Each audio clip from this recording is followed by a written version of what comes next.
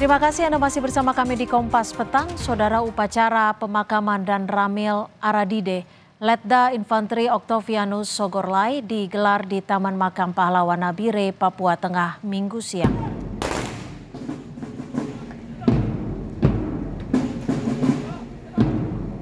Pemakaman almarhum digelar secara militer dipimpin Inspektur Upacara Komandan Korem 173, Brigjen TNI Frans Yohanes Purba.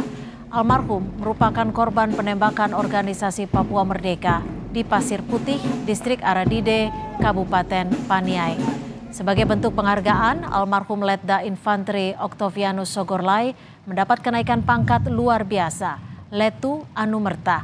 Almarhum meninggalkan seorang istri dan 3 orang anak.